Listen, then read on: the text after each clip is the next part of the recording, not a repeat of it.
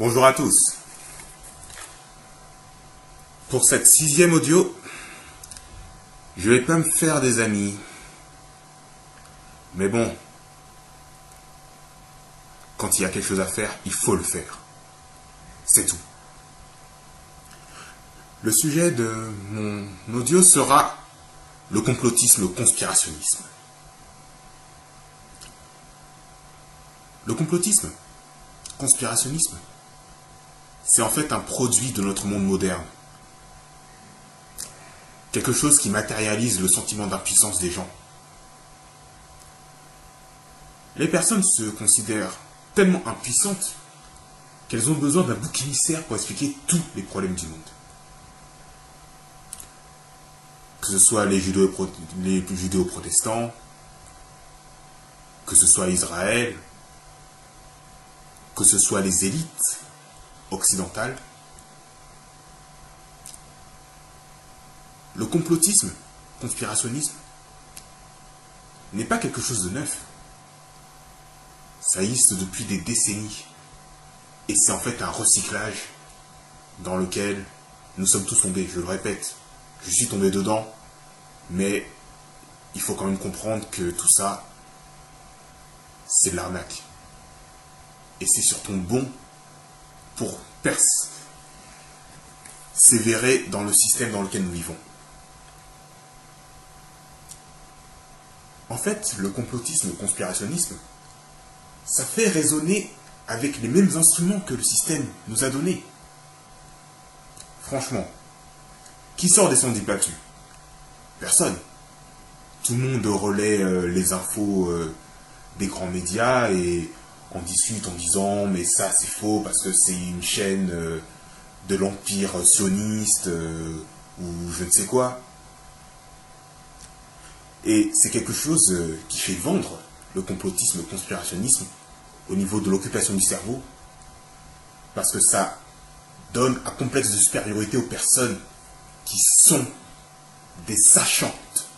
Voilà, des personnes qui ont le secret des dieux, qui peuvent ainsi se faire bien voir d'autrui. Et c'est en fait un onanisme intellectuel. C'est-à-dire que c'est un bon plaisir de se retrouver entre soi. Culture incestueuse quand même. C'est-à-dire qu'un point de vue différent est tout de suite procardé, mal vu. Par exemple, quand on pense aux décroissants, les complotistes, ils ont pas vraiment d'accueil favorable à leur thèse. Et puis,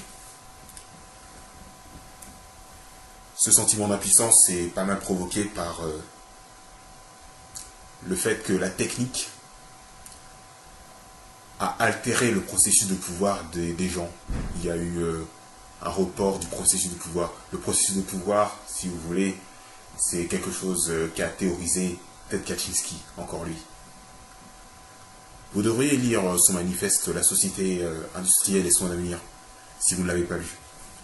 Ou L'effondrement de la société technologique, qui est un recueil bien plus complet de ce qu'il pense. Même si je ne suis pas d'accord avec ses méthodes.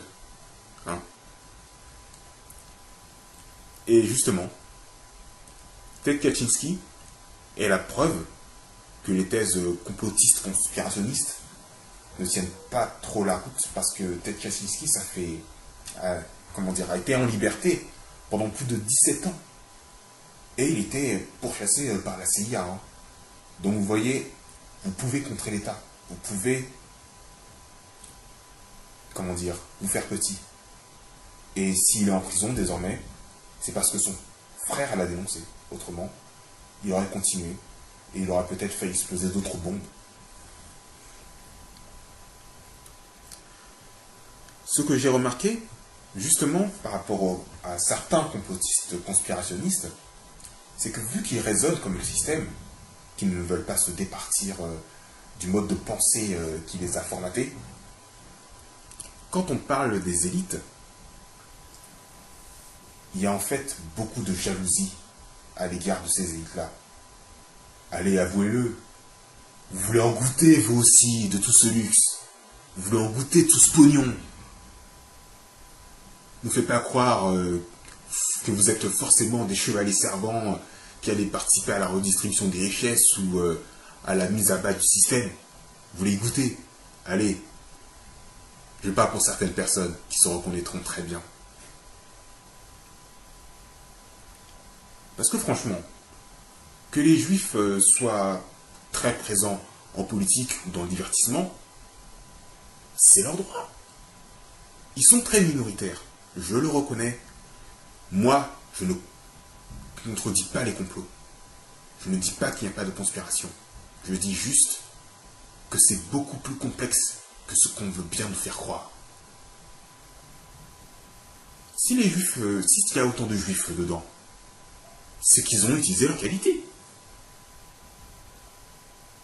Et puis, les personnes qui ne sont pas matérialistes, comme moi, on n'a en fait rien à cirer que les juifs soient aussi présents dans le divertissement, dans la banque, dans l'industrie, ils sont un peu moins présents, dans les médias. Ils défendent leurs intérêts. S'il y avait un paquet d'Arabes dans les médias ou au sein de l'élite états-unienne, le contredirez-vous, vous qui êtes arabe? Non. Ils défendraient vos intérêts. Vous voyez? Vous leur ressemblez un peu, après tout. On est dans un monde qui a été modelé par la pensée juive. Et pour s'en départir, il faut faire plus que dénoncer. Il faut faire le pas de côté. Ce que j'ai décidé de faire.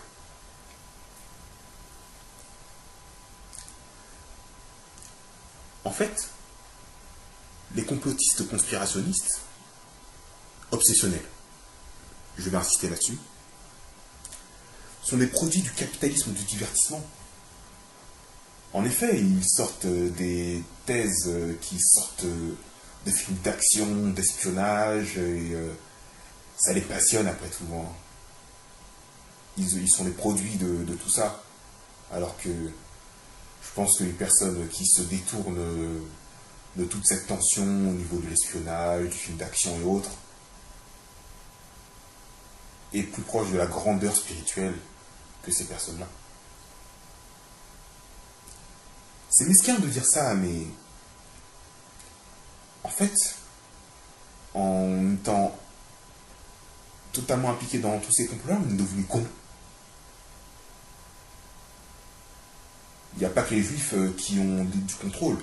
Si on prend en compte, par exemple en France, le MEDEF, il faut se rappeler d'où vient le MEDEF. C'est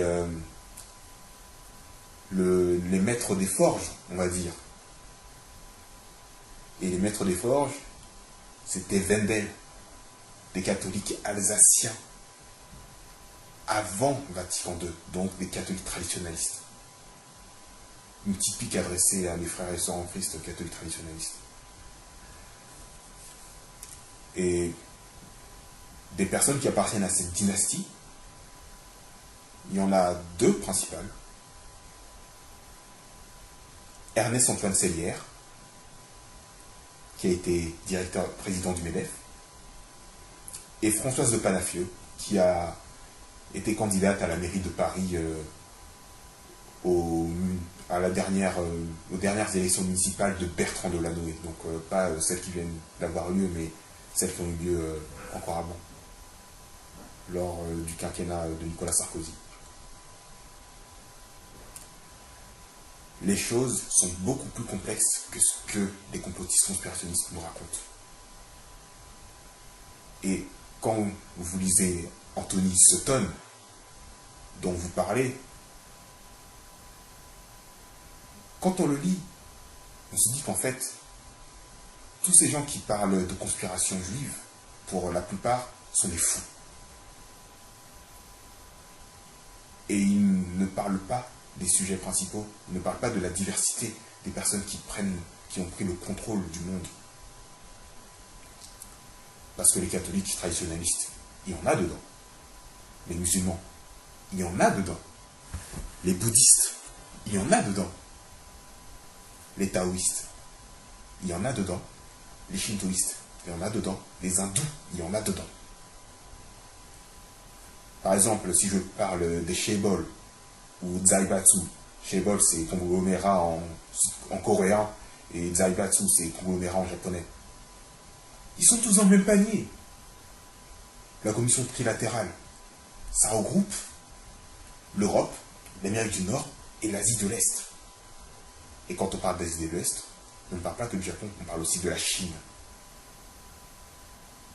Donc toutes les personnes qui nous parlent d'empire et de contre-empire n'ont rien compris au film. Et il est temps de leur donner un bon coup de pied au cul. C'est vulgaire dit comme ça, mais il est temps que les gens se réveillent.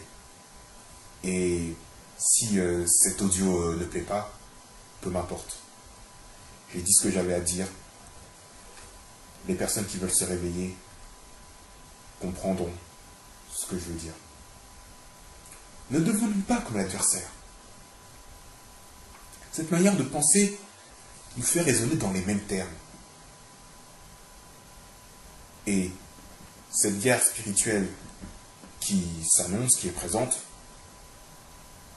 c'est très peu de personnes qui pourront la mener. Avis aux amateurs. Merci d'avoir écouté cet audio. Et surtout, dépassez le binarisme. À la prochaine.